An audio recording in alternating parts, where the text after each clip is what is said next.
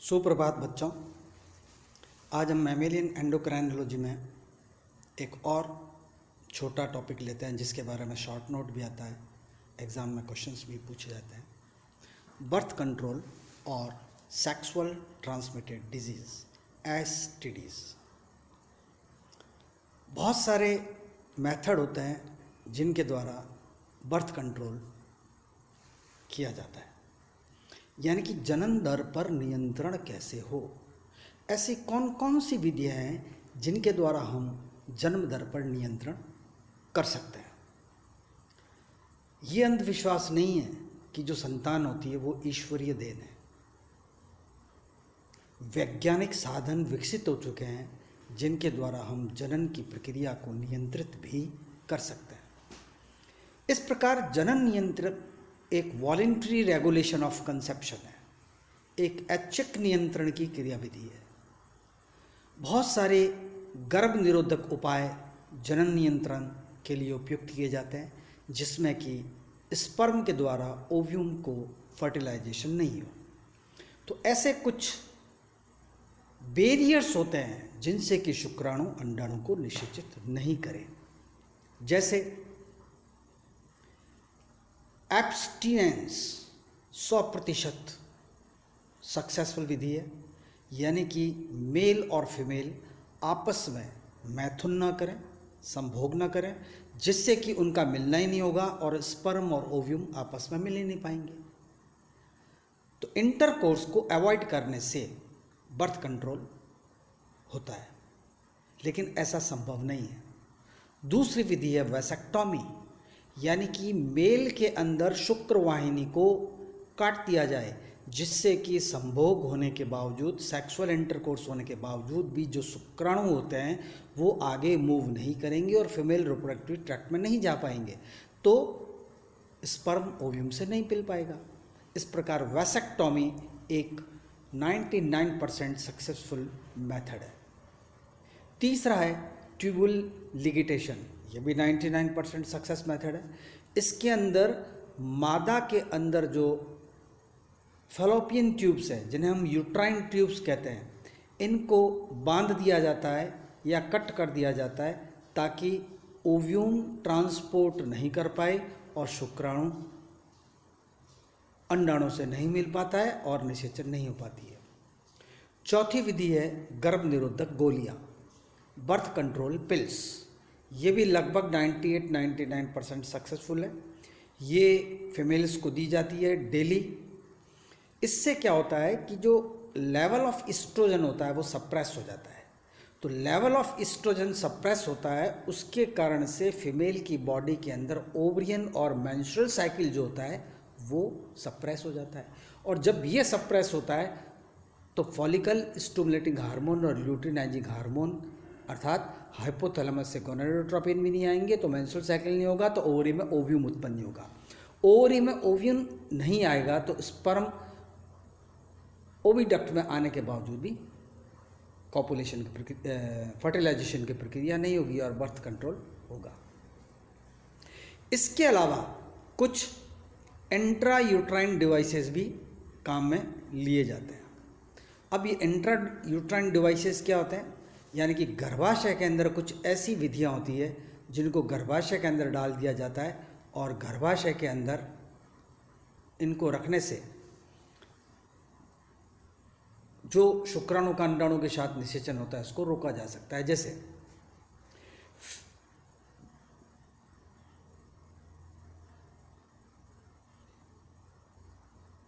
Intrauterine device जो होते हैं वो फीमेल की बॉडी में जब डाले जाते हैं तो वो फीमेल की बॉडी में ल्यूकोसाइट्स को सक्रिय करते हैं। ये ल्यूकोसाइट्स एंटीबॉडी फॉर्मेशन में हेल्प करती है और इससे जो स्पर्म होते हैं वो यूट्राइन ट्यूब में एंटर होने से रुकते हैं और ओव्यूम को फर्टिलाइजेशन नहीं कर पा सकते। फिर है कंडोम, 90% सक्सेसफुल साधन है जिसे निरोध कहा जाता है। मेल और फीमेल के द्वारा दोनों प्रकार के निरोध बनता है। मेल के द्वारा यूज़ होने से जो सीमन होता है वो निरोध में इकट्ठा हो जाता है और स्पर्म ओव्यूम को फर्टिलाइजेशन नहीं कर पाते। ठीक इसी प्रकार से कुछ मादा निरोध भी विकसित हुए हैं जिसमें सीमन निरोध के अंदर इकट्ठा हो जाता है और इस प्रकार स्पर्म ओव्यूम को फर्टिलाइज नहीं कर पाते। डायफ्राम और फोम 80% तक प्रभावी साधन है, प्राय फीमेल के द्वारा ये यूज़ किए जाते हैं। इससे ये डायफ्राम सर्विक्स तक लगा दिए जाते हैं, जिससे कि जो सीमन वीर्य होता है वो आगे एंटर नहीं कर पाता और स्पर्म ओव्यूम को फर्टिलाइजेशन नहीं कर पाते। फोम एक ऐसा रासायनिक होता है जिससे कि स्पर्म को अधिकांश को अम्लता परिवर्तन के कारण समाप्त कर दिया जाता है। फिर एक मेथड है 75% सक्सेसफुल है विड्रॉल मेथड, अर्थात इंटरकोर्स के समय जब इजैकुलेशन की प्रक्रिया होती है उसी समय पेनाइल इजैकुलेट कर लिया जाता है और सीमन फीमेल की बॉडी के अंदर इजैकुलेट नहीं किया जाता है। इसी को विड्रॉल मेथड कहते हैं। फिर है rhythm method. Rhythm method 75% successfully है कि मेंस्ट्रुअल साइकिल के अंदर हर फीमेल को अपना टाइम ऑफ ओव्यूलेशन का पता होता है। इस टाइम ऑफ ओव्यूलेशन के समय से पूर्व कुछ दिन और कुछ दिन पश्चात यदि इंटरकोर्स को रोक दिया जाता है तो फिर स्पर्म ओव्यूम को फर्टिलाइज नहीं कर पाता है और ओव्यूम उसके बाद लाइव नहीं रहता। इस प्रकार मेंस्ट्रुअल साइकिल के रिदम को पहचान कर इंटरकोर्स को अवॉइड करके फर्टिलाइजेशन को रोका जा सकता है। इसे लयात्मक विधि कहते हैं। अब है सेक्सुअली ट्रांसमिटेड डिजीज। इनको पहले वेनरल डिजीज कहा जाता था। ये बैक्टीरिया अथवा वायरल इन्फेक्शंस होते हैं जो कि लैंगिक संबंध बनाने के दौरान हो जाते हैं। प्रमुख बैक्टीरियल और वायरल इन्फेक्शन जो सेक्सुअल कांटेक्ट के दौरान होते हैं वो निम्न है। पहला, गोनोरिया। निसेरिया गोनेराई नामक बैक्टीरिया के कारण होने वाला रोग है। जनरली जो यूरिनरी ट्रैक्ट और रिप्रोडक्टिव ट्रैक्ट होता है, पथ होता है, उसके म्यूकोसल लेयर को ये बैक्टीरिया इन्फेक्ट करता है। इसके अंदर होने वाले सिम्टम्स में यूरिथ्राइटिस अर्थात मूत्रोजनन मार्ग यूरिथ्रा होता है, उसके अंदर संक्रमण होता है। इससे जो यूरिनेशन की प्रक्रिया, मूत्रण की प्रक्रिया होती है, उस दौरान दर्द रोगी को महसूस होता है। मेल के अंदर भी यूरिथ्राइटिस हो जाता है, उससे पेनफुल यूरिनेशन भी होता है। फीमेल के अंदर उदरीय दर्द भी होता है, एब्डोमेन में दर्द होता है।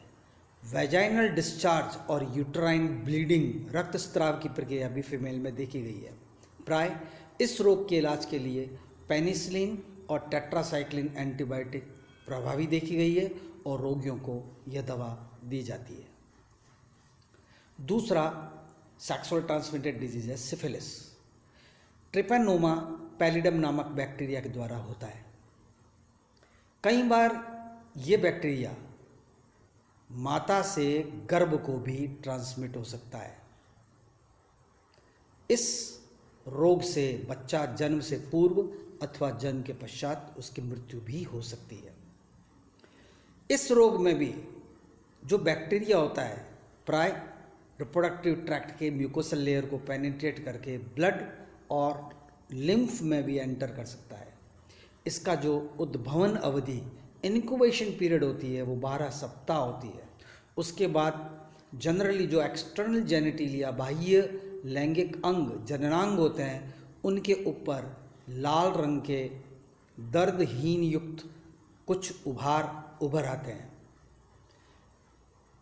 गुलाबी सी त्वचा होने लगती है।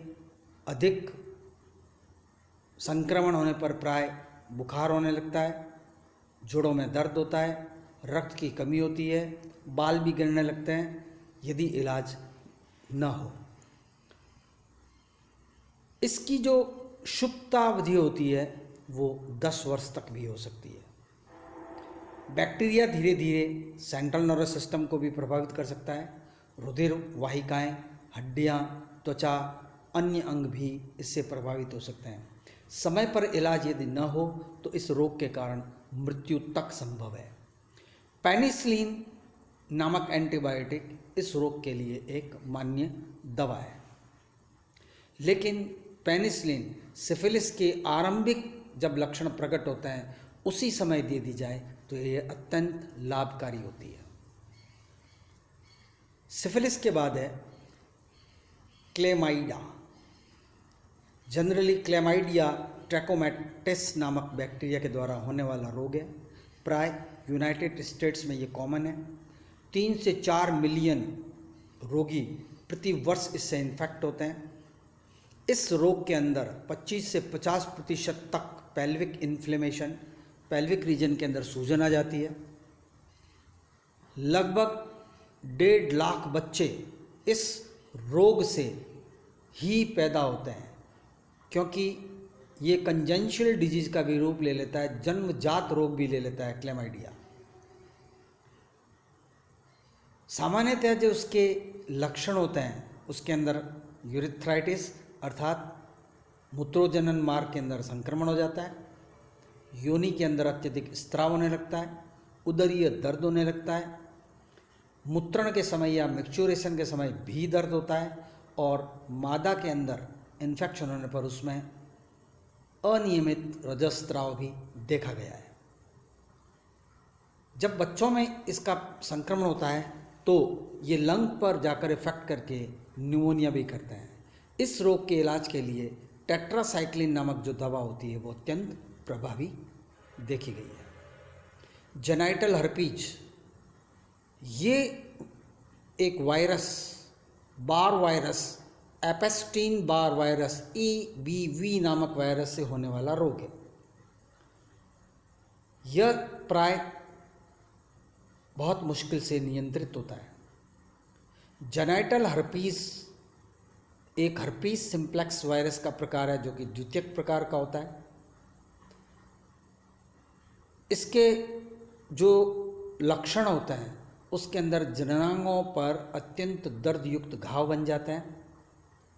ये गर्भ के अंदर अत्यंत घातक इन्फ्लेमेशन और इन्फेक्शन करता है।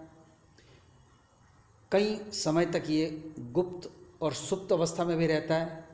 लगभग 25 से 50% अमेरिकन इस वायरस को कैरी करते हैं। तो इस प्रकार ये सेक्सुअल ट्रांसमिटेड डिजीज़ है जिनसे सावधानी रखनी चाहिए, और बर्थ कंट्रोल के डिवाइस है जिससे हम जनसंख्या नियंत्रण कर सकते हैं। धन्यवाद।